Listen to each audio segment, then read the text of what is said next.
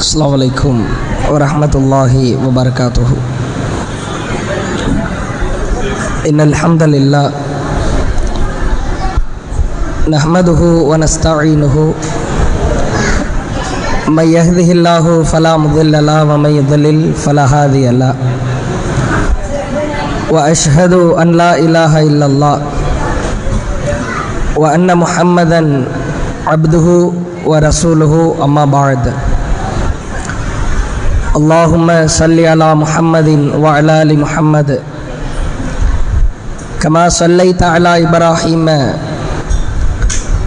व अला आलि इब्राहीम इन्नका हमीदुम मजीद। अल्लाहुम्मा बारिक अला मुहम्मदिन व अला आलि मुहम्मद कमा बारकता अला इब्राहीम व अला आलि इब्राहीम इन्नका हमीदुम मजीद। கண்ணியம் நிறைந்த எல்லாம் வல்ல ஏக இறைவனின் அடியார்கள தமிழ்நாடு தௌஹீத் ஜமாத் தூத்துக்குடி மாவட்டம் சார்பாக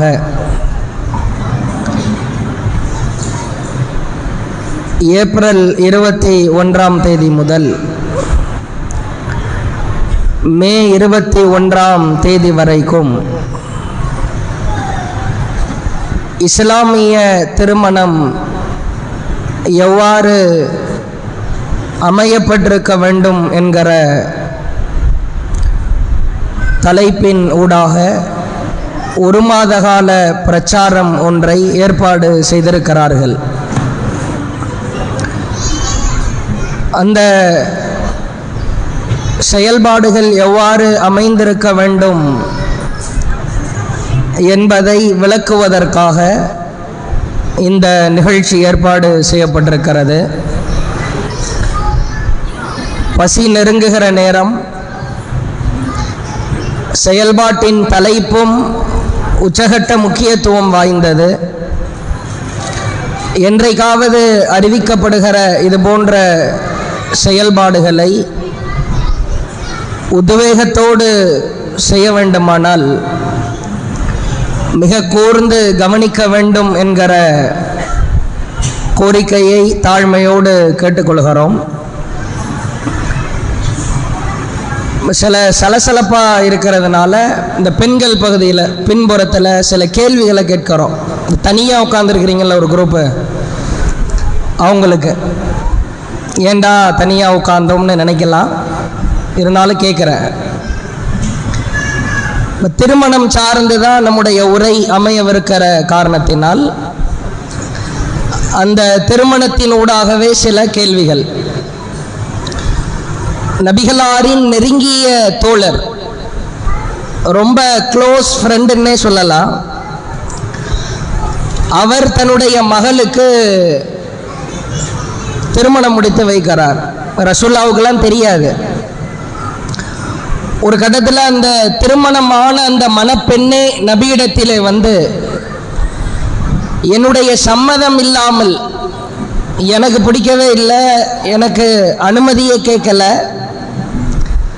என் தந்தை திருமணம் முடித்து வைத்து விட்டார் என்று அந்த பெண் வந்து முறையிடுகிறார். அப்பதான் ரசூலுல்லாஹ் ஒரு சட்டம் சொல்றாங்க, எந்த பெண்ணின் சம்மதம் இல்லாமல் திருமணம் நடக்கிறதோ அந்த திருமணம் ரத்து செய்யப்படும் அப்படின்றாங்க. இந்த சட்டம் எல்லாத்துக்குமே தெரியும்.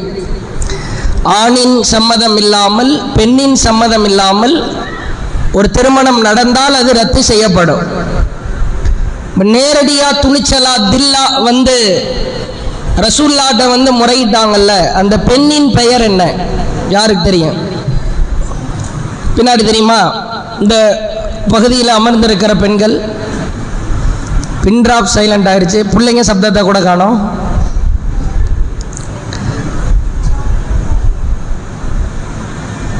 ஏதாவது ஒரு சீரியல் நேம், ரமதான் முடிஞ்சிருக்குது, சீரியல்னு தொடரலன்னு நினைக்கிறேன். அந்த பெண்ணின் பெயர் என்ன? இந்த ஆண்கள் பகுதியில் தயாரா இருக்கிறாங்க, அப்படி நாவின் முனியில வந்து நிற்கிறது.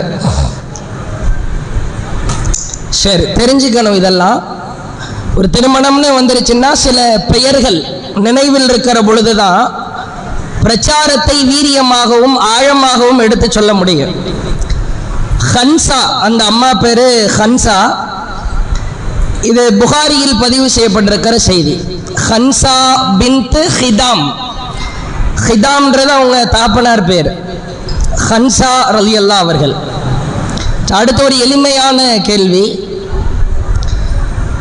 சட்டையில ஒரு விதமான வித்தியாசமான வாசனை திரவியம் அப்படியே படர்ந்திருக்கிறது. அதை வைத்து மாப்பிள்ளை என்று அல்லாஹ்வுடைய தூதர் கண்டுபிடிக்கிறாங்க ஆண்கள் பகுதியில். அவர் பேர் தெரியுங்களா? சுபஹான் அல்லாஹ், மாஷா அல்லாஹ். அவருடைய மனைவி பேர் என்ன? அப்படியே அந்த ஃபோர்ஸில் சொல்லிடுங்க பாப்போம். அவர் ஒரு அன்சாரி பெண்ணை திருமணம் முடிக்கிறார். அப்துர்ரஹ்மான் பின் அவுஃப் அவர்களும் மிகப்பெரிய பணக்காரர் தான். அவங்க ஒய்ஃப் மனைவியாக வாய்க்கப்பெற்றவரும் பெரிய பணக்காரர், தெரியுமா? அப்துர்ரஹ்மான் பின் அவுஃப் ரலியல்லாஹு அவர்களின் முதல் மனைவி பேர் என்ன? அந்த அம்மையார் மரணித்ததற்கு பிறகு சில திருமணங்களை முடிக்கிறாங்க. இந்த அன்சாரி கோத்திரத்தில் அப்துர்ரஹ்மான் பின் அவுஃப் அவர்கள் திருமணம் முடித்தது ஒரே ஒரு பெண்ணு தான். அது அந்த பெண்ணு பெண்கள் பகுதியில் தெரியுமா?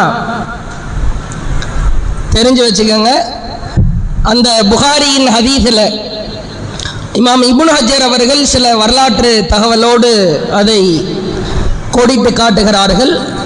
முஸ்னத் அஹமதுலேயே அந்த அம்மையார் பெயர் பதிவு செய்யப்பட்டிருக்கிறது. சஹலா பின் அதியம். சஹலால நிறைய சஹலா இருக்கிறாங்க, அவங்க பேரு சஹலா. சரிங்களா? இன்னும் சில கேள்விகள் இருக்கிறது, இடையிடையே நான் அவ்வப்போது கேட்டுக்கொண்டே இருப்பேன். உரை நிகழ்த்தும் போது கூர்ந்து கவனிக்கணும். ஆடம்பர திருமணமும் சமூகத்தின் கடமைகளும் என்கிற தலைப்பு. முதலிலே ஒரு அடிப்படையான விஷயத்தை நாம் ஆழமாய் பதிய வைக்க வேண்டும். அபூபக்கர் ரலியல்லாஹு அவர்கள் ஒரு நாள் மக்களுக்கு மத்தியில் உரை நிகழ்த்துகிறார்கள். அப்ப சூரா மாயிதா 5வது அத்தியாயம், அந்த 5வது அத்தியாயத்தின் 105வது வசனத்தை ஓதுகிறார்கள். பொதுவாகவே ஒரு உரை என்றிருக்கிற பொழுது வசனங்களோடு ஆரம்பிப்பது வழக்கம், அப்படித்தான் ஆரம்பிக்கப்பட வேண்டும். என்ன வசனம்? அபூபக்கர் ரலியல்லாஹு அவங்க ஓதுறாங்க, யா அய்யுஹல்லதீன ஆமனு, ஈமான் கொண்டவர்களே, அலைக்கும் அன்ஃபுஸக்கும், உங்களை நீங்களே தற்காத்து கொள்ளுங்கள், பாதுகாத்து கொள்ளுங்கள். லா யதுர்ருக்கும் மன் தல்ல இதா ததைத்தும், உங்களை நீங்களே பாதுகாக்க ஆரம்பித்தால், தற்காத்து கொள்ள ஆரம்பித்தால், பரிசோதிக்க ஆரம்பித்தால், என் வாழ்க்கை எப்படி இருக்கிறது என்று புரட்டி பார்க்க ஆரம்பித்தால், லா யதுர்ருக்கும் மன் தல்ல இதா ததைத்தும், உங்களை வழிகெடுக்க எவனாலும் இயலாது. இது அந்த வசனம். ரொம்ப அற்புதமான வசனம். நாம் மற்றவரை பார்ப்பதற்கு முன்பாக, அடுத்தவருக்கு உபதேசம் செய்வதற்கு முன்பாக நம்மை நாமே பரீட்சித்து பார்க்க வேண்டும் என்கிற ஒரு ஆழமான கருத்தை தருகிற ஒரு வசனம். உரை முடிகிறது. நபி தோழர்களில் சிலர் அபூபக்கர் ரலியல்லாஹு அவங்க பக்கத்தில் நெருங்குறாங்க. இந்த வசனம் மிகவும் அருமையாய் இருக்கிறது. இந்த வசனம் எந்த தருணத்தில் இறங்கியது என்று உங்களுக்கு தெரியுமா? அபூபக்கர் ரலியல்லாஹு அவங்க சொல்றாங்க, சரியான ஆள்கிட்ட தான் நீங்க கேட்டிருக்கிறீங்க. ஏனென்றால் இந்த வசனம் இறங்குகிற பொழுது நான் நபியின் அருகில் தான் அமர்ந்து கொண்டிருந்தேன். என்ன வசனம்? ஈமான் கொண்டவர்களே, உங்களை நீங்களே தற்காத்து கொள்ளுங்கள், பாதுகாத்து கொள்ளுங்கள், பரீட்சித்து பாருங்கள். அவ்வாறு உங்களை நீங்களே பரிசோதனை செய்ய ஆரம்பித்து விட்டால் உங்களை வழிகெடுப்பதற்கு யாரும் இல்லை என்கிற இந்த வசனம் இறங்குகிற பொழுது நான் அருகில் இருந்தேன். அல்லாஹுவின் தூதர் அவர்கள் இந்த வசனத்தை எந்த தருணத்தில் அவர்களுக்கு அல்லாஹ் இறக்கினான் தெரியுமா? ஊரிலே, பகுதியிலே பாவங்கள் எல்லாம் தலைதூக்கி நின்ற ஒரு தருணம். அட்டூழியங்களும் அழிச்சாட்டியங்களும் கடுமையான முறையில் உச்சத்திலே நின்ற ஒரு தருணம். அந்த தருணத்தில் அல்லாஹ் இந்த வசனத்தை இறக்கினான். நன்றாய் புரிய வேண்டும். சொல்லிட்டு அபூபக்கர் ரலியல்லாஹு அன்ஹு அடுத்து தொடர்றாங்க. இந்த வசனம் இறங்கிய காலகட்டம் கடுமையான பாவங்கள் தலை தூக்கி நின்ற காலகட்டம். அல்லாஹ் என்ன சொல்ல வருகிறான்? ஊர் முழுக்க பாவம் நடக்கலாம், உன் பக்கத்து வீட்டிலே பாவம் நடக்கலாம், உன் தெரிந்த நண்பர்கள் நெருங்கியவர்கள் பாவங்களை செய்யலாம், ஆனால் நீ எப்படி இருக்கிறாய் என்பதை பார்த்துக்கொள். அவன் பாவம் செய்யறான், இவர் பாவம் செய்யறாரு, இங்கே அப்படி நடக்கிறது, அந்த ஊரில இப்படி நடக்கிறது, அதெல்லாம் எடுத்து ஓரமாக வை. நீ அல்லாஹ்வின் மார்க்கத்தில் அடிப்படையில் நடக்கிறாயா? குர்ஆன் ஹதீஸ் அடிப்படையில் உன் வாழ்க்கை இருக்கிறதா என்பதை வலியுறுத்தித்தான் அல்லாஹ் இந்த வசனத்தை இறக்குகிறான். சொல்லிட்டு அபூபக்கர் ரலியல்லாஹு அன்ஹு தொடர்றாங்க. இந்த வசனம் இறங்கியதற்கு பிறகு அல்லாஹ்வின் தூதர் எங்களிடத்திலே ஒரு எச்சரிக்கை ஒன்றை செய்தார்கள்.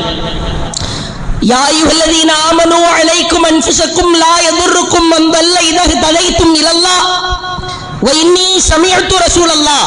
பிறகு அல்லாஹ்வின் தூதர் சொல்ல நான் செவியுற்றேன். இன்னன் நாஸ இதா ரஅவு தாலிமா, மக்களுக்கு மத்தியில் அநியாயங்களும் தீமைகளும் அரங்கேறுகிற பொழுது ஃபலம் யஅஹுது அலா யதைஹி, அந்த அநியாயங்களை, அந்த தீமைகளை, அந்த பாவங்களை யார் தடுப்பதற்கு முன்வராமல் இருக்கிறார்களோ, அநியாயம் நடக்கும், அட்டூழியம் நடக்கும், பாவம் நடக்கும். ஒரு முஸ்லிம் இந்த இடத்தில் எப்படி செயல்பட வேண்டும்? யாருக்கோ வந்த விதி என்று நீ வாழக்கூடாது. உன் வீட்டில் நடந்தாலும், ரோட்டிலே நடந்தாலும், ஒட்டுமொத்த உலகத்திலே நடந்தாலும் தடுக்க வேண்டியது உன் கடமை. ஒருவேளை தடுக்க முற்படவில்லை என்றால்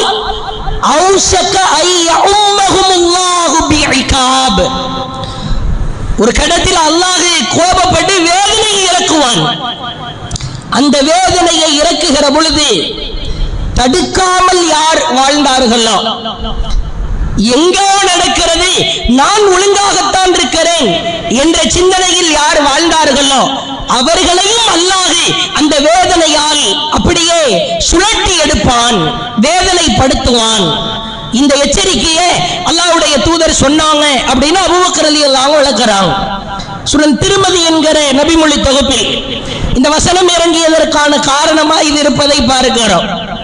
இதுதான் நாம் தெரிந்து கொள்ள வேண்டிய மிக முக்கியமான செய்தி. நம் கையில அல்லாஹ் கொடுத்திருக்கிற ஒரு ஆயுதம் தவறு நடக்கிற பொழுது நீ பார்த்து கொண்டு சும்மாக இருக்கக்கூடாது. எனக்கு என் வாழ்க்கை, என் குடும்பம், நான் சரியாய் நடக்கிறேன் என்பதோடு உன் வாழ்க்கை முடிந்துவிடப் போவதில்லை. எங்கே சீற்றம், ஒரு கடல் அலை என்று சொன்னால் சீற்றம் கடல் இருக்கிற வரைக்கும் இருக்கும். அதுபோன்று நீ முஸ்லிம் என்று சொன்னால் உன்னிடத்திலே சீற்றம் இருக்க வேண்டும். எங்கே அறம் தவறுகிறதோ, நீதி தவறுகிறதோ, நேர்மை தவறுகிறதோ, குர்ஆன் ஹதீஸுக்கு மாற்றமாய் எங்கெல்லாம் நடக்கிறதோ அங்கே நீ சீற்றம் கொள்ள வேண்டும். அந்த இயற்கையான குணம் ஒவ்வொருவரின் உள்ளத்திலும் இருக்கிறதா என்பதை அல்லாஹ் பரிசோதிக்க சொல்கிறான். அற்புதமான ஒரு வசனம். நாம் நினைக்கிறோம் நம்மிடத்தில் இருக்கிற ஒரு பலவீனம், என் ஊரிலே யாரும் இல்லை, நான் மட்டுமே தௌஹீதை சொல்கிறேன், நிர்வாகி என்று சொன்னால் வெறுமனே பெயருக்கு இருக்கிறார்கள், அவ்வளவுதான், என் வீட்டில் என் ஒற்றை குடும்பமாகிய நாங்கள் மட்டும்தான் தௌஹீது, கணவன் மனைவியாகிய நாங்கள் இருவர் மட்டுமே தௌஹீது, வேறு எல்லோரும் மாற்று கொள்கையில இருக்கிறார்கள். அப்படிப்பட்ட மனநிலை நமக்கு வரக்கூடாது என்பதை அல்லாஹ் திருக்குர்ஆனிலே படம் பிடித்து காட்டுகிறார். இந்த அறச்சீற்றம் இதை அல்லாஹ் விரும்புகிறார். நீ மனிதரோடு மனிதராய் பழகலாம், தோளிலே கைபோட்டு பேசலாம், நெருங்கிய உறவாய் நிற்கலாம். ஆனால் நீ தோளிலே கைபோடுகிற அந்த மனிதன், உன் குடும்பத்தார், உன் நண்பர் ஒரு தவறிழைக்கிற பொழுது அதை கொண்டு பொங்கி எழுகிற போர்க்குணத்தை அல்லாஹ் விரும்புகிறார். குர்ஆன் ஹதீஸுக்கு மாற்றமாய் நடந்தால் அந்த போர்க்குணம் உன்னிடத்தில் இருக்க வேண்டும். மௌனம் காக்க கூட திருக்குர்ஆனில் மிக அற்புதமான வரலாறு. நேரத்தின் அருமை ரத்தின சுருக்கமாய் சொல்கிறேன், வாய்ப்பு கிடைத்தால் படித்து பாருங்கள். 40வது அத்தியாயம் 26வது வசனம் முதல் ஒரு பக்கம் அளவிற்கு ஒரு ஒற்றை மனிதரின் வரலாறை அல்லாஹ் பேசுகிறார். அற்புதமான மனிதர். இந்த ஒற்றை மனிதர் நபி அல்ல, இந்த ஒற்றை மனிதர் இறைவனின் பாதையில் ஷஹீதாக்கப்பட்ட ஷஹீதும் அல்ல. இந்த ஒற்றை மனிதர் மிகப்பெரிய அளவில் மரியம் அலைஹிஸ்ஸலாம், லுக்மான் போன்ற நல்ல மனிதர்களுக்கு நிகரான சர்டிபிகேட் அல்லாஹ் கொடுக்கிறானே அது போன்றும் அல்ல. வெறும் ஒரு ஒற்றை மனிதர், அவர் பெயரும் இல்லை. அல்லாஹ் இவரின் வரலாறு குறித்து பேசுகிறான். மூசா அலைஹிஸ்ஸலாம் அவர்கள் ஃபிரௌனின் சபையிலே மார்க்கத்தை எடுத்து சொல்றாங்க. அப்ப ஃபிரௌன் ஒரு கட்டத்திலே கடுப்பாகி போய் கோபத்தின் உச்சத்திற்கு சென்று சொல்லுகிறான். கால ஃபிரௌன் தரூனி அக்துல் மூசா, என்ன விடுங்கடா, நான் மட்டுமே மூசாவை கொன்றுறேன். எவனு வேணாம், யாரின் துணையும் எனக்கு வேண்டாம், நான் மட்டும் சிங்கிளா மூசாவை போட்டு தள்ளிடுறேன். கடுப்பாகி விடுகிறார். ரப்பஹு இன்னி அகாஃபு அய்யுபத்தல தீனக்கும், எனக்கு பயமா இருக்கிறது, ஒண்ணே நீங்கள்லாம் அவர் மார்க்கத்திற்கு போய் விடுவீர்களோ, மதம் மாறி விடுவீர்களோ என்ற அச்சம் எனக்கு இருக்கிறது, என்னை விட்டுவிடுங்கள் என்று தன்னுடைய குடும்பத்தார், தன் ஊர் மக்கள் அனைவரையும் அழைத்து ஃபிரௌன் கொந்தளிக்கிறான். வகால ரஜுலுன், அல்லாஹ் பேசுகிறான். 40வது அத்தியாயம் 28வது வசனம். அப்படியே சபையே அமைதியா இருக்கிறது. மூசாவை கொல்ல நான் தனி மனிதன் போதும் என்று கொந்தளிக்கிற பொழுது வகால ரஜுலுன் முஃமின் மின் ஆலி ஃபிரௌன் யக்துமு ஈமானஹு, இப்பொழுது அல்லாஹ் அந்த ஒரு ஒற்றை மனிதர் குறித்து பேசுகிறான். அல்லாஹ் பயன்படுத்துகிற வார்த்தையை பாருங்கள். மின் ஆலி ஃபிரௌன், ஃபிரௌனின் குடும்பத்தாரிடமிருந்து யக்துமு ஈமானஹு, ஈமானை தன் உள்ளத்தில் இத்துணை நாட்கள் மறைத்து வைத்திருந்த ஒரு நெருப்பு பொறி ஒன்று பொங்கி வெளியே வருகிறது. இவ்வளவு நாள் அமைதியாக இருந்தார், பொறுமை காத்தார். மூசா சொல்லுகிற மார்க்கம் பிடித்திருக்கிறது, ஓகே தான், இதுதான் சரியான கடவுளாக தெரிகிறது என்பதை எல்லாம் உணர்ந்து வைத்திருந்த அந்த மனிதர், இவ்வளவு நாள் பொறுமை காத்த அந்த மனிதர், இவன் இப்படி சொன்னவுடன், மூசாவை கொல்ல போகிறேன் என்று சொன்னவுடன் ஃபிரௌனின் குடும்பத்தார், அல்லாஹ் பயன்படுத்துகிற வார்த்தை 40-28வது வசனம், அப்படியே வெளியே வருகிறார். அத்தக்துலூன ரஜுலா ஐயகூல ரப்பி அல்லாஹ், அல்லாஹ் ஒருவன் தான் இறைவன் என்று சொன்னதற்காக நீ அந்த மனிதரை கொல்ல போகிறாயா? இவ்வளவு ஃபிரௌன் அப்படியே விளவளத்து போகிறான், அதிர்ச்சியில உரைகிறான். எவ்வளவு பெரிய ஷாக்குன்னு பாருங்க. இவ்வளவு நாள் எங்கடா இருந்த, என் கூட வேறடா இருந்த, அமைதியா தானே இருந்தாய், நான் என்ன சொன்னாலும் மண்டைய ஆட்டினியே, ஆட்டினா இப்ப என்னால அப்படி எல்லாம் இருக்க முடியாது. தனியா சிங்கிள் மனிதர் தான், ஒற்றை மனிதர் தான். சொல்லிவிட்டு சொல்லுகிறார், அவர் இறைவனிடமிருந்து சான்றை காட்டுகிறார். வையகு காதிபா, அந்த சான்றை பொய்ப்படுத்த முடிஞ்சா பொய்ப்படுத்து, அதை விட்டுட்டு கொல்ல போறேன், கழுத்தை வெட்ட போறேன், இந்த வேலையெல்லாம் விட்டு. எவ்வளவு பெரிய துணிச்சல் என்று பாருங்கள். பிறகு அல்லாஹ் சொல்லுகிறான், அவர் உண்மையாளராய் இருக்கிறார், நீதாங்க பொய்யன். கூடியிருக்கிறது கூட்டம், பெருங்கொண்ட கூட்டம், ஃபிரௌனின் படை, உலகத்திலேயே மிகப்பெரிய ஒரு பாசிஸ்ட் சர்வாதிகாரி என்று சொன்னால் அது ஃபிரௌன் தான். அவனுக்கு நிகரா யாரும் இருக்க இயல. என்ன விஷயம், இங்க மெஜாரிட்டி மேட்ரு கிடையாது, ஊரே ஒன்று சேர்ந்து விட்டது. அதனால என்ன, நான் தனி மனிதனாக இருக்கிறேனா, எனக்கு தௌஹீது தெரியுமா, குர்ஆன் ஹதீஸ் தெரியுமா, அதை நான் போட்டு உடைப்பேன். ஊரே மெஜாரிட்டியா சேர்ந்துட்டேனால அந்த காரியம் சரின்னு ஆயிருமா? நான் தனி ஆளாக நின்று அந்த காரியத்தை எதிர்க்கிறேன் என்று சொன்ன காரணத்தினால நான் கிறுக்கன் ஆயிருவேனா அல்லது முட்டாளாகி விடுவேனா? நம்மிடத்திலே இருக்கிற இந்த பலவீனத்தை குழி தோண்டி புதைக்க வேண்டும். ஊரே ஒன்றாய் நிற்கிறது, ஒட்டுமொத்த மக்களும் குழுமி விட்டார்கள். அதனால என்ன, அட ஃபிரௌனின் சபையிலே சற்று நீங்கள் மனக்கண்களுக்கு முன்னால் கொண்டு வந்து நிறுத்த வேண்டும். ஃபிரௌனின் சபை என்று சொன்னால் அது சாதாரண சபையாயிருக்க, மிக கொடூரமான சபை.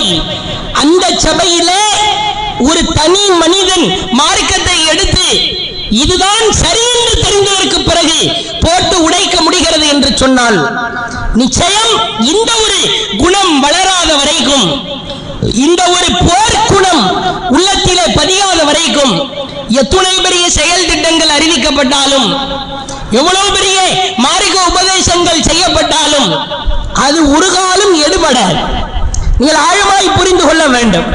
இப்ப பாருங்க, ஆடம்பர திருமணம், இதனால் சமூகத்திலே நடைபெறுகிற கேடுகள், பாதிப்புகள் என்னவென்பதை நீங்கள் காது கொடுத்து கேட்க வேண்டும். குறிப்பா இந்த செயல் திட்டத்தை அறிவிக்கிற பொழுது காயல்பட்டினத்தை தேர்வு செய்திருக்கிறார்கள். மிக பொருத்தமான பிளேஸ்.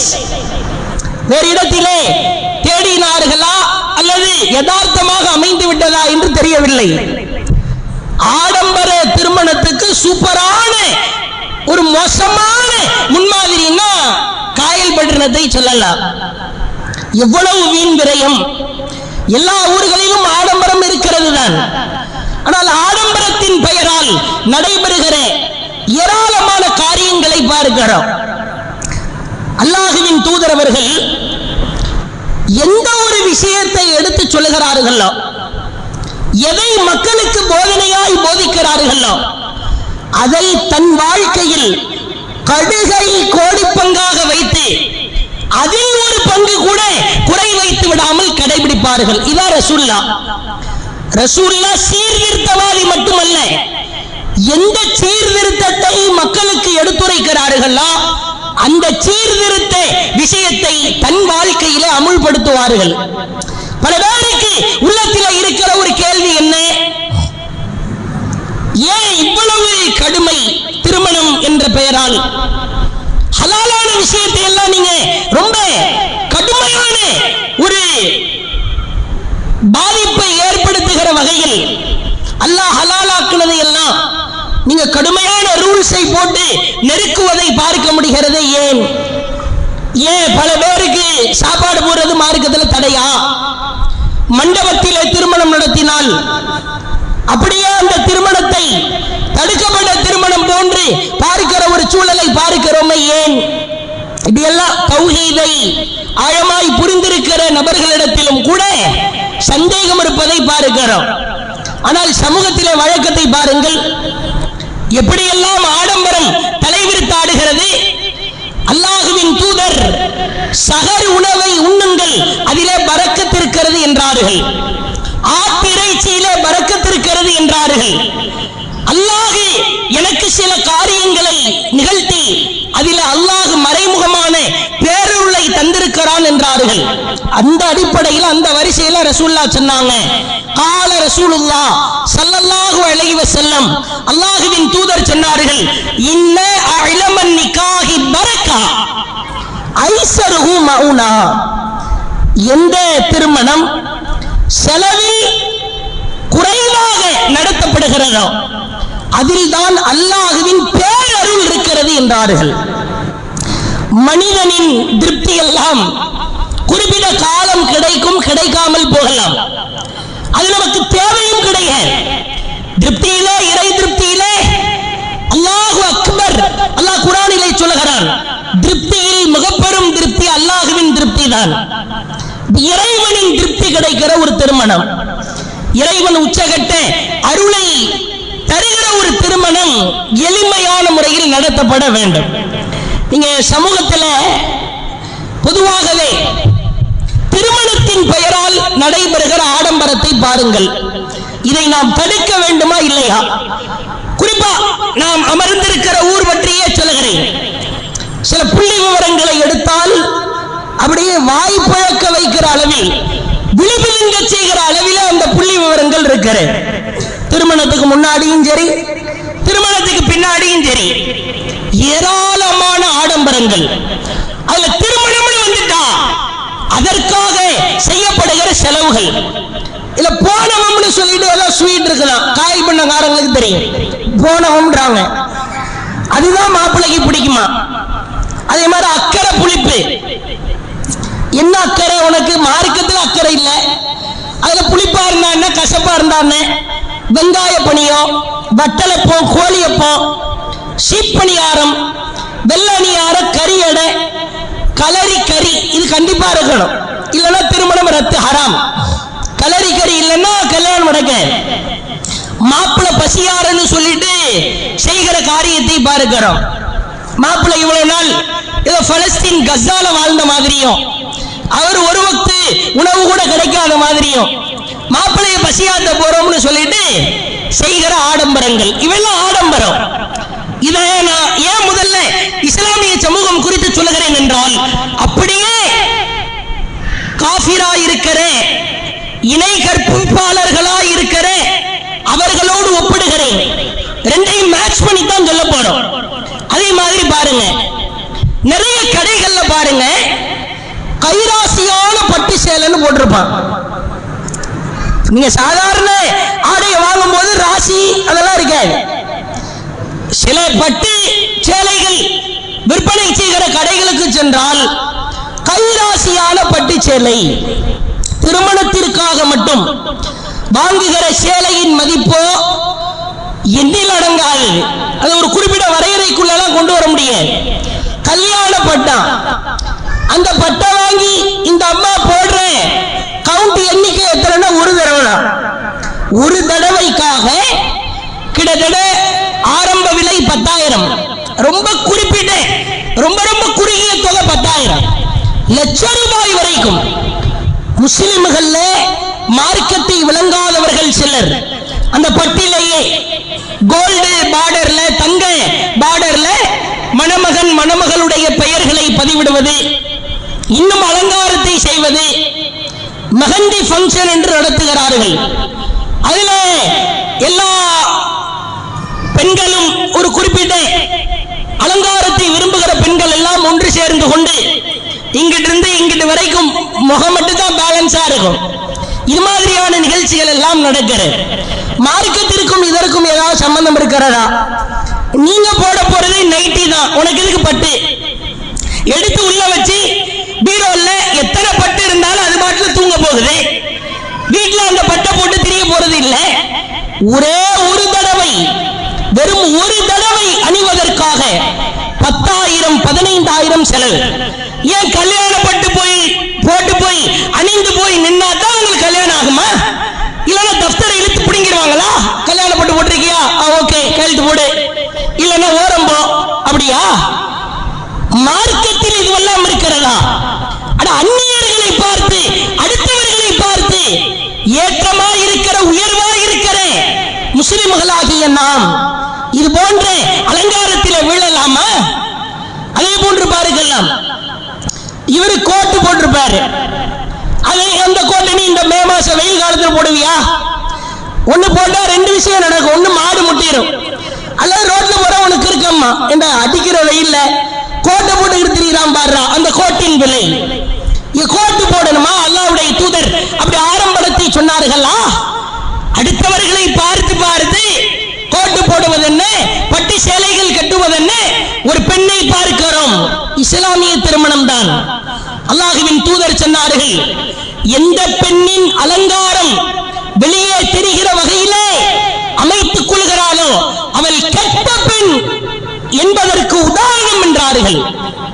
திருமண சபை, திருமண மண்டபம், ஊர்ல உலகத்தில் இருக்கிற எல்லா ஏசியின் பெயிண்ட், சவுத்துல அடிக்கிற எல்லா பெயிண்ட் இந்த அம்மா மூஞ்சில தான் இருக்கும்.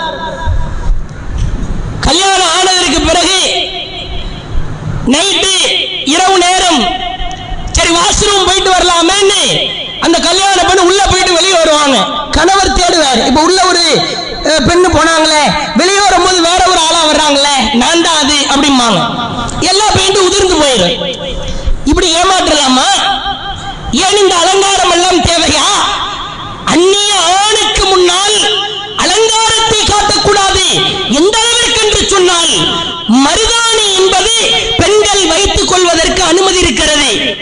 அந்த மருதாணி கூட அந்நிய ஆண்களுக்கு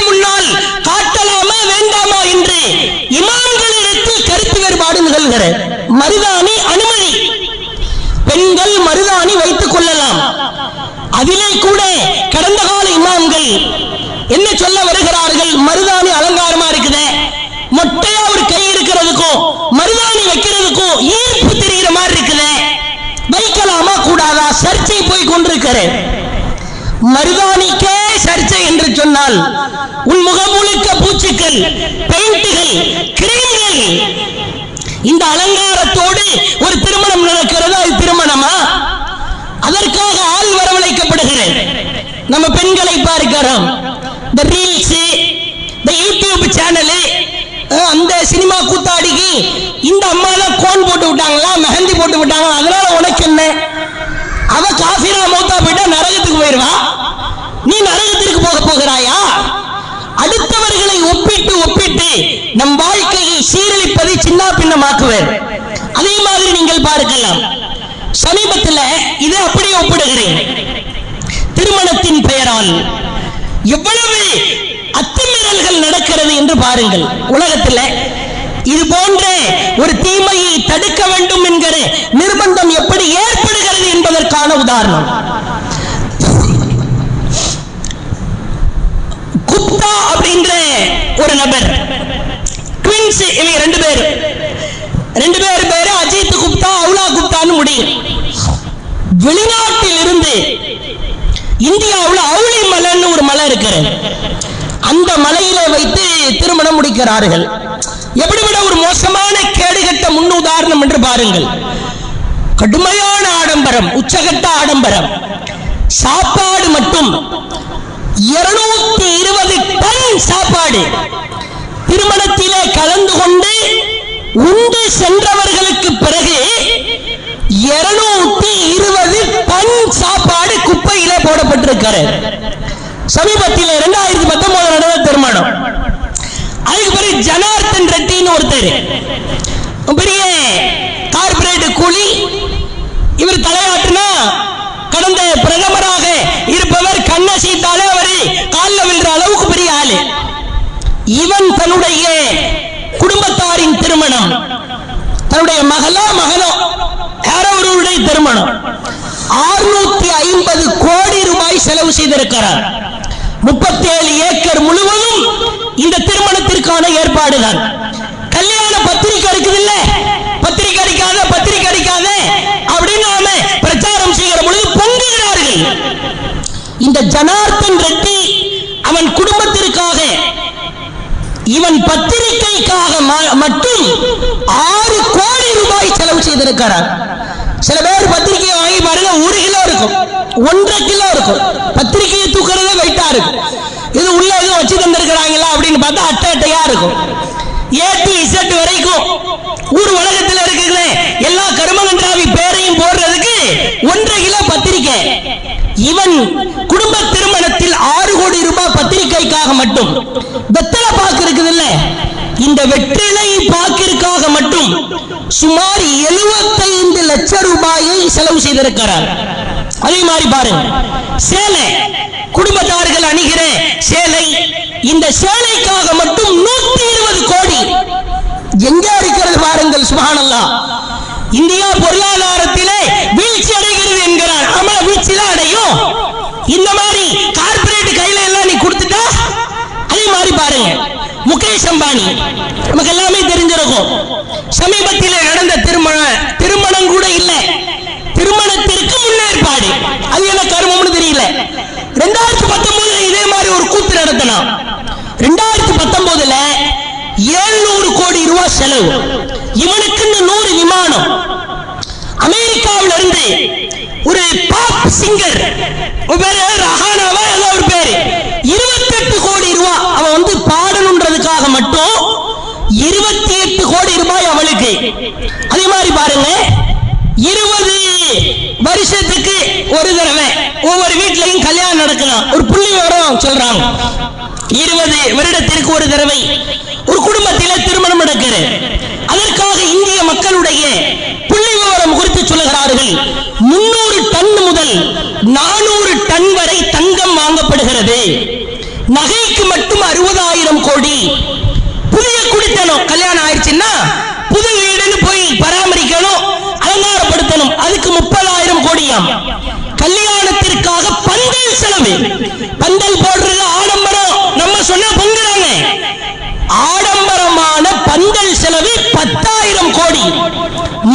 செலவு. மண்டபத்தில் நடத்தாதீங்க, சிக்கனமாக நடத்துங்கன்னு சொல்றோம், பொங்குகிறார்கள். உலகத்திலே இந்திய மக்கள் 20 வருடத்திற்கு ஒரு முறை நடத்துகிற திருமணத்தின் மண்டப செலவு 5000 கோடி. அழைப்புதல், இன்விடேஷன் மற்றும் அழைப்பிற்கான செலவு 10,000 கோடியாம். சமீபத்தில் இதே அம்பானி கடந்த சில மாதங்களுக்கு முன்பு ஒரு முக்கியமான ஒரு பிளேஸ், தீவு மாதிரியான ஒரு இடம், ஆளு பிடிச்சிட்டாரு. என்னென்ன அட்டூழியம் என்று நினைக்கிறீர்கள்? கிட்டத்தட்ட 2019 அவன் செலவு பண்ணது 700 கோடி. திருமணத்திற்கான முன்னோட்டம் நம்பர் 1. இப்ப முன்னோட்டம் நம்பர் 2ல 1250 கோடி. 2500 வகையான உணவுகள், ஃபுட் சாப்பாடு மட்டும் 2500 வகையான உணவுகள். இதே அமெரிக்கா பாடகர் அந்த ராகி எவ்வளவு பேர் சொன்னோமே, அவ பேர் வேண்டாம் வாயில, அவனுக்காக 2019 காசு கொடுத்தது 28 கோடி தான். இந்த சமீபத்தில் சில மாதங்களுக்கு முன்பு அதே அமெரிக்கா பாப்பாடகர் இறங்குகிறார், 74 கோடி. அவ பாட்டு படிக்கிறதுக்கு மட்டும். புரிகிறதா? ஏன் சொல்லுகிறோம் என்று விளங்குகிறதா? மாற்று மதத்தில் இருப்பவன், அவனுக்கு கொள்கை கிடையாது, மார்க்கம் கிடையாது, குர்ஆன் ஹதீஸ் என்றால் எதுவென்றே தெரியாது. அந்த குப்பைகளை பார்த்து என் திருமணம் ஆடம்பரமாய் நடக்க வேண்டும் என்று நாம் நினைத்தால் அவன் இழிவாக, அவன் மார்க்க அடிப்படையில் வாழாதவன். ஆனால் நம்முடைய மார்க்கம் என்னவெல்லாம் நமக்கு சொல்லுகிறது? பேச வேண்டிய செய்திகள் நிறைய இருக்கிறது, இருந்தாலும் சுருக்கமாய் சொல்லுகிறேன். அல்லாஹ்வின் தூதர் அவர்கள் எளிமையா திருமணம் முடிக்கிறோம்னு சொன்னாங்கல்ல, ரசூலுல்லாஹ் எப்படி எல்லாம் திருமணம் முடிச்சாங்க அப்படின்றதுக்கு சில செய்திகளை சொல்லி மட்டும் முடித்து விடுகிறேன். நபிகளார் அவர்கள் சஃபியா ரலியல்லாஹு அன்ஹா திருமணம் முடிக்கிறாங்க. சஃபியா ரலியல்லாஹு அவர்களை திருமணம் முடிக்கிற பொழுது 5172வது செய்தி புகாரியில 2 முத்துன்னா நம்முடைய அளவிற்கு 1 லிட்டர் கோதுமையை வலிமா விருந்தாய் கொடுக்கிறார்கள். ரசூலுல்லாஹ் எளிமையா நடத்தணும்னு சொன்னதோடு மட்டும் நிறுத்திக் கொள்ளாமல் அந்த எளிமையை தன் வாழ்க்கையிலே பிரகாசமாய் முன்மாதிரியாய் காட்டுகிறார்கள். 1 லிட்டர் கோதுமை தான். இந்த சஃபியா ரலியல்லாஹு அவர்களின் வரலாறு மிக நீண்டது. சஃபியா ரலியல்லாஹு அவர்கள் ஒரு போர்க்களத்திலே கைதியாய் பிடித்து வரப்பட்ட பெண் கைதி, மிக பெரும் குலத்து தலைவி. இந்த குலத்து தலைவியை அல்லாஹ்வுடைய தூதர் விடுதலை பண்றாங்க.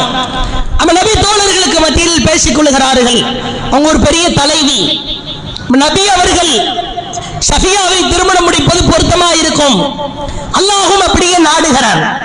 சஃபியா அவர்களை திருமணம் முடிக்கிறார்கள். அந்த இடத்திலேயே வலிமா 1 லிட்டர் கோதுமை. அதே போன்று பார்க்கலாம், இதே சஃபியா அவர்களுக்காக அல்லாஹ்வின் தூதர் அவர்கள் பேரிச்சம்பழத்தையும் கோதுமை மாவையும் கொடுத்தார்கள். அது கூடுதலா கொடுத்தார்கள் என்கிற செய்தியையும் நம்மால் பார்க்க முடிகிறது. அதே மாதிரி பாருங்க, அல்லாஹ்வுடைய தூதர் சில மனைவிமார்களை திருமணம் முடித்திருக்கிறார்கள்.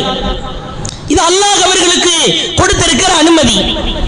எல்லா திருமணத்திலும் நெய், பாலாட கட்டி, கொஞ்சோண்டு மாவு, பேரிச்சம்பழம், இது எல்லாத்தையும் உருட்டி என்ன பண்ணுவாங்க, ஒரு ஹைஸ் அப்படின்னு சொல்லப்படும் ஹைஸ். இந்த ஹைஸ் உணவை அல்லாஹ்வின் தூதர் கொடுத்ததாய் புகாரியில இந்த செய்தியை பார்க்கலாம். நபிகளார் மணமுடித்த சில மனைவிமார்களுக்கு 1 2 அல்ல, இந்த ஹதீஸை சஹீஹ் முஸ்லிமில் இமாம் விளக்குகிறார். கிட்டத்தட்ட 4-5 திருமணங்களில் நபிகளார் தன்னுடைய மனைவிமார்களை திருமணம் முடித்த பொழுது ஹைஸ் என்ற உணவை கொடுத்திருக்கிறார்கள். ரசூலுல்லாஹ் உச்சகட்டமா வலிமாவிருந்து கொடுத்த ஒரு திருமணம் என்று சொன்னால் ஸைனப் ரலியல்லாஹு அன்ஹா. அவங்க ஒரு பணக்கார பெண், பணக்கார குடும்பத்தை சார்ந்தவர்.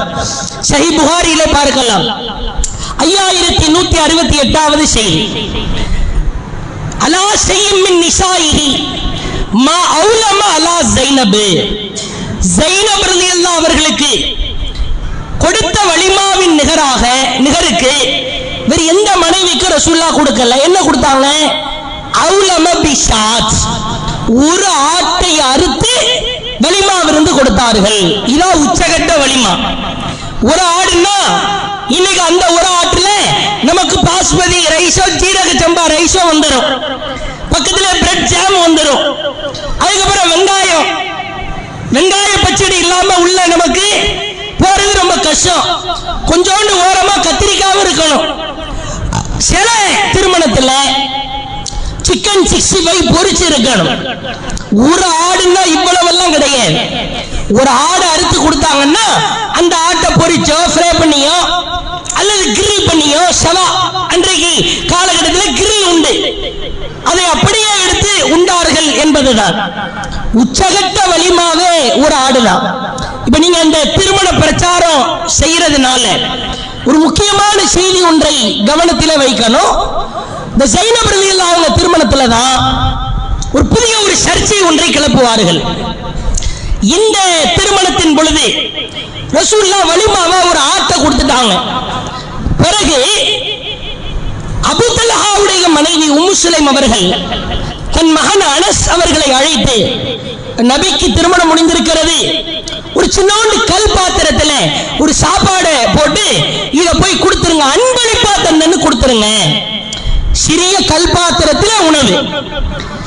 இதை வைத்துக் கொண்டு அனஸ் ரலியல்லாஹு ரசூலுல்லாஹ் வர்றாங்க. அம்மா கொடுத்தாங்க, அன்பளிப்பா கொடுத்தாங்க. அப்ப அல்லாஹ்வுடைய தூதர் சொல்றாங்க, அனஸே பாத்திரத்தை திறந்துறாத, உன் கண்ணில் எந்த முஸ்லிம்கள் எல்லாம் படுகிறார்களோ அத்தனை பேரையும் கூப்பிடு, ஊர்ல இருக்கிற எல்லாத்தையும் கூப்பிடு. எல்லாரும் வரவழைக்கப்படுகிறார்கள், எல்லாரும் வரவழைக்கப்படுகிறார்கள். வந்தால் அல்லாஹ்வுடைய தூதர் அனஸ் சொல்றாங்க, 10 பேரா உள்ள அலசுவா, பாத்திரத்தை முழுசா திறந்துறாத, என்னை 10 பேர் வந்ததற்கு பிறகு என்னை கூப்பிடு என்கிறார்கள். அல்லாஹ்வுடைய தூதர் 10 பேர் வந்துட்டாங்க. ரசூலுல்லாஹ் வர்றாங்க, பாத்திரத்தை உள்ள இருக்கிற சாப்பாடு தெரியாத மாதிரி லேசா ஓபன் பண்றாங்க, இருட்டா இருக்குது. இப்ப அல்லாஹ்வுடைய தூதர் உடனே கையேந்தி ஒரு துஆ ஒன்றை ஓதி அந்த பாத்திரத்திலே தன்னுடைய நாவினால் ஊதுகிறார்கள். இப்ப அனஸ் சொல்றாங்க, பாத்திரம் மூடிய முழுசா திறந்துறாத, ஒரு அதை எடுக்கிற வகையில் ஒரு கரண்டி உள்ள போற மாதிரி பாத்திரத்தை திறந்து வை, 10 பேரா குடுன்றாங்க. 10 பேரா உள்ளே வந்து சாப்பிட ஆரம்பிக்கிறார்கள். அனஸ் ரலியல்லாஹு அன்ஹு சொல்றாங்க, அனஸே இந்த ஹதீஸை அறிவிக்கிறேன். அனஸ் சொல்லுகிறார், அருகில் இருக்கிற தோழரிடத்தில், நாங்கள் எத்தனை பேர் இருந்தோம் தெரியுமா? எத்தனை பேர் இருந்திருப்பீங்க? 300 பேர் அந்த கல் பாத்திரத்தில் இருந்த உணவை நாங்கள் உண்டோம். அப்பிறகு அனஸ் சொல்கிறார்கள், 300 பேர் சாப்பிட்டு முடித்ததற்கு பிறகு அந்த பாத்திரத்தை நான் தூக்க முற்பட்டேன். சாப்பாட்டில் உணவில் சிறிதளவிற்கு கூட அந்த பாத்திரத்தில் உணவு குறையவில்லை. இதை வச்சுட்டு என்ன சொல்லுவாங்க? ரசூலுல்லாஹ்வே 300 பேருக்கு சாப்பாடு போட்டிருக்கிறாங்கல்ல, எப்படி குழப்பறாங்க பாத்தீங்களா? ரசூலுல்லாஹ் ஸைனபிற்கு வலிமாவாக கொடுத்தது ஒரு ஆடுதான். இது அன்பளிப்பாக உம்மு சுலைம் வீட்டில் இருந்து வருகிறது. அப்ப நீங்க என்ன பண்ணணும்? இது நபிக்கு நடந்த அற்புதம். அற்புதத்தை சட்டமாக்க முடியுமா? அப்ப நீங்க பள்ளிவாசல் இருக்கிற எல்லா டேப்பையும் க்ளோஸ் பண்ணிடணும். விரல் வழியா ரசூலுல்லாஹ்வுக்கு தண்ணி வந்துச்சு, உங்களுக்கு வருமா? நாங்கள் இன்று முதல் பள்ளிவாசலில் இருக்கிற ஹவுல் தண்ணி எல்லாம் இழுத்து மூட போறோம், உங்களை இழுத்து மூடிடுவானே. அற்புதத்தை சட்டமாக்க கூட அல்லாஹ்வுடைய தூதர் 3 பேரித்தம்பழத்தை முன்னாடி வச்சுக்கிட்டு அப்படி சுத்தி வந்தாங்க, ஜாபிர் பின் அப்துல்லா கடன் அடைக்கிறதுக்கு. இப்ப யாரையாவது அழைச்சி கடனை அழைக்கிறதுக்கு வான்னு 3 பேரித்தம்பழம் எடுத்துட்டு வான்னு மூஞ்சில தூக்கி இருந்துருவான். லூசா இருக்கிறான். அற்புதத்தை சட்டமாக்கலாமா? 300 பேர் வந்தாங்க, அதனால நாங்க சாப்பாடு போடுவோம்னா சரி, உங்க வாதத்திற்கு 300 பேரை கூப்பிட்டுக்கங்க. சாப்பாடு எவ்வளவு இருக்கணும்? ஒரு சின்னோண்டு கல் பாத்திரத்துல தான் இருக்கணும். அது நீ இருட்டா அடைஞ்ச மாதிரி இருக்கணும், கரண்டி உள்ள போற மாதிரி ஓபன் பண்ணிக்க. இப்ப அதுல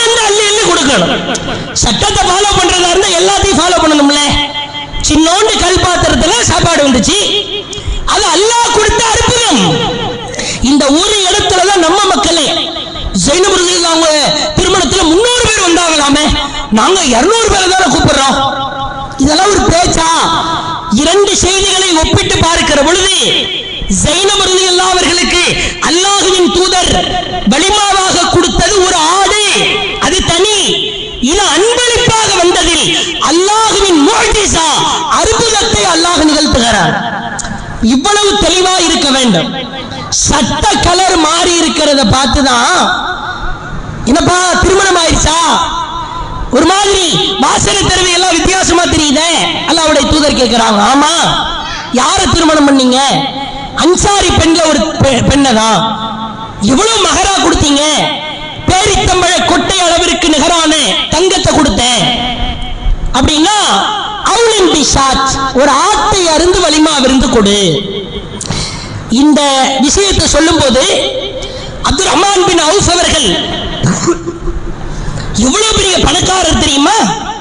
மிகப்பெரிய பணக்காரர், நிறைய செல்வங்களை வைத்திருந்தார். அவருக்கே ரசூலுல்லாஹ் ஒரு ஆட்டை அறுத்து கொடுன்றாங்க, எளிமையை கடைபிடிக்க சொல்றாங்க. ஜாபிர் பின் அப்துல்லா, இவர் வரலாற்று தகவல் மிக நீண்டது. இவருக்காக கடனை அடைத்து அல்லாஹ்வின் தூதர், இவர் குடும்பத்திலே தகப்பன் அந்தஸ்திலே இருந்தது அல்லாஹ்வின் தூதர் தான். ஒரு நாள் ஜாபிர் அவர்கள் போர்க்களம் முடிந்து வருகிற பொழுது அப்படியே பதறாங்க. அப்ப ஜாபிரே, ஏன்பா இவ்வளவு பதற, பொறுமையா போலாமே. அப்ப ஜாபிர் ரலியல்லாஹு அவங்க சொல்றாங்க, இல்ல அல்லாஹ்வுடைய தூதர், எனக்கு கல்யாணம் ஆயிடுச்சு. ஜாபிர், என்னது ஜாபிர கல்யாணம் ஆயிடுச்சா? இந்த ஹல் என்ற வார்த்தை இருக்கிறது அல்லவா, இது அரபியில ஆச்சரியத்திற்காக கேட்கிற வார்த்தை. ஹல் யஸ்தவில் அமா வல் பஷீர், பார்வையுடையவனும் குருடனும் சமமாவானா அல்லாஹ் கேட்கிறான்ல. ஹல் யஸ்தவி அல்லதீன யஅலமூன வல்லதீன லா யஅலமூன், கற்றவர்களும் கல்லாதவர்களும் சமமாவார்களா? அதுல வர்ற ஹல். என்னது ஜாபிரே கல்யாணம் ஆயிடுச்சா? ரசூலுல்லாஹ்வுக்கு தெரியல. குடும்ப உறுப்பினராக இருந்தவர் தான், கடனை அடைத்திருக்கிறார், சிரமப்பட்டிருக்கிறார். கன்னி பெண்ணா விதவை பெண்ணா? இல்ல விதவை பெண்ணதா. ஏன்பா கன்னி பெண்ணை திருமணம் முடிச்சிருக்கலாம், நீ அவரோடு கொஞ்சி குழாவி இருக்கலாம். அந்த 6 மாத காலம், ஒரு குறிப்பிட்ட ஆண்டு காலம், ஒரு குறிப்பிட்ட நாட்கள் சுகமா இருக்கும். ரசூலுல்லாஹ் அதனால கேட்கிறாங்க, இல்ல எனக்கு 9 சகோதரி உண்டு, அவர்களுக்கு தலை சீவ வேண்டும், உணவு கொடுக்க வேண்டும், அதனால தான் நான் விதவை பெண்ணை திருமணம் முடிச்சேன். அப்ப அல்லாஹ்வுடைய தூதர், உனக்கு உன் பொருளாதாரத்தில் அல்லாஹ் பரக்கத் செய்யட்டும் என்கிறார்கள். இறுதியா இந்த ஹன்சா பின்த் ஹிதாம் என்கிற ஒரு நபித்தோழிய பெண்மணி வருகிறார். யா ரசூலல்லாஹ், அத்தா என்னுடைய அனுமதி இல்லாம கல்யாணம் பண்ணி வச்சுட்டாங்க, வர சொல்ல அவரே. அருமை தோழரே, என் நண்பரே, அல்லாஹ்வுடைய தூதர் இப்படி கேட்கிறாங்க, இவ்வளவு பண்ணலாமா? பெண்ணின் சம்மதம் இல்லாமல் திருமணம் முடித்து வைக்கலாமா? இதோ அறிவிக்கிறேன், பெண்ணின் சம்மதம் இல்லாமல் திருமணம் முடித்து வைத்தால் அந்த திருமணம் ரத்து செய்யப்படும். நெருங்கிய தோழர், பொண்ணுக்கு கல்யாணம்ன்றது ரசூலுல்லாஹ்வுக்கு சொல்லல, இதுதான் நிலவரம். அப்ப ஆடம்பர திருமணத்தை நாம் ஒழித்து கட்ட வேண்டுமானால் இந்த ஷேரிங் சாப்பாடு, ஆண் வீட்டு சாப்பாடு, பெண் வீட்டு சாப்பாடு, ஒரு மண்டபத்தில் ஆடம்பரமாய் நடத்தி உண்ணுகிற உணவு, பெரிய அளவுல என்ன பெரிய, நீங்க வானத்திலிருந்து குதிச்சவங்களா? தௌஹீத் ஜமாத்னா உங்க நிர்வாகினா உங்களுக்குன்னு ஏன் இவ்வளவு கடுமையான சட்டம்? அல்லாஹ்வின் தூதர் அவர்களின் திருப்தியை பெற, அல்லாஹ்வின் திருப்தியை பெற உலகத்திலே எளிமையான முறையில் நடத்தப்படுகிற திருமணம் தான் பரக்கத்து நிறைந்தது என்று நாம் உயிரினும் மேலாய் மதிக்கிற அல்லாஹ்வின் தூதர் சொல்லியிருக்கிறார்கள். நீங்க ஊர் பேச்சை கேட்காதீங்க. உங்க நண்பரா இருக்கலாம், குழப்பி விடுவதற்கு பல பேர் வரலாம், குடும்பத்தாரா இருக்கலாம், நீ யாராக வேண்டுமானாலும் இரு, எனக்கு அல்லாஹ்வின் திருப்தி தான் வேண்டும். ஆடம்பரமா நீ நடத்துறியா? மண்டபத்திலே பெரிய அளவில் திருமணம் நடத்துகிறாயா? பந்தாபஸ்தாவாய் நடத்துகிறாயா? நான் உன்னோடு பேசுவேன், உன் குடும்ப உறவை நான் அனுசரிப்பேன். ஆனால் நீ நடத்துகிற இந்த திருமணத்தில் நான் ஒருபோதும் கலந்து கொள்ள மாட்டேன். ஒரு சுன்னாவை நிலைநிறுத்த நான் எவ்வளவு பெரிய உச்சத்திற்கு வேண்டுமானாலும் செல்வேன் என்பதை ஆழமாய் பதிய வைத்துக் கொண்டு, ஆடம்பர திருமணம் என்பது காஃபிர்களின் நடைமுறை. இத பதிய வச்சுக்கோங்க. இறை மறுப்பாளர்களின் வழிமுறை. அந்த குப்பையான கலாச்சாரங்களை பார்த்து, அந்த கூறில்லாத கூறுகின்ற அலங்காரத்தை பார்த்து உங்கள் பார்வைகளை அழைய விடாதீர்கள், உங்கள் நஃப்ஸை அலைய கழிக்க விடாதீர்கள். நமக்கு தேவை அல்லாஹ்வின் திருப்தி தான். இன்ஷா அல்லாஹ் இந்த 21 முதல் மே 21 வரைக்கும் ஆடம்பர திருமணம் அது இஸ்லாத்தின் பார்வையில் அது சிறப்பிற்குரியது அல்ல. ஆடம்பர திருமணத்தை நாம் கட்டுக்குள் கொண்டு வந்து இறைவனின் தூதர் நிலைநிறுத்திய அந்த பரக்கத்து நிறைந்த திருமணத்தை சூறாவளி பிரச்சாரம் செய்வதற்காக உங்களை எல்லாம் அழைத்திருக்கிறோம். 2 விதமான சபதத்தை ஏற்போம். ஆடம்பர திருமணமா, அல்லாஹ்வின் தூதரின் வாழ்க்கைக்கு மாற்றமான திருமணமா, அதிலே நான் கலந்து கொள்ள மாட்டேன். சபதம் நம்பர் 1. இரண்டாவது, என் உயிர் மூச்சு இருக்கிற காலமெல்லாம் என் குடும்பம், என் ஊர் ஆடம்பர திருமணம் நடத்தினால், அல்லாஹ்வின் தூதரின் கொள்கைக்கு மாற்றமாக திருமணம் நடத்தினால் அதை வேறறுக்க, தடுத்து நிறுத்த, போர்க்குணம் கொண்ட சீற்றத்தை தடுக்க நான் முற்படுவேன் என்பதை கூறி, பேச வேண்டிய செய்திகள் ஏராளமானவை இருந்தாலும் இதோடு உரையை முடித்துக் கொள்கிறேன். வாஹிர் தஅவானா அல்ஹம்துலில்லாஹி ரப்பில் ஆலமீன். அந்த பெண்ணு பேரு என்னது? ஹன்சா பின்த் ஹிதாம். அப்துல் ரஹ்மான் பின் அவுஃப் அவங்களுடைய மனைவி பேர் என்னது? சஹலா பின் அதி. அஸ்ஸலாமு அலைக்கும் வரஹ்மத்துல்லாஹி வபரகாத்துஹு.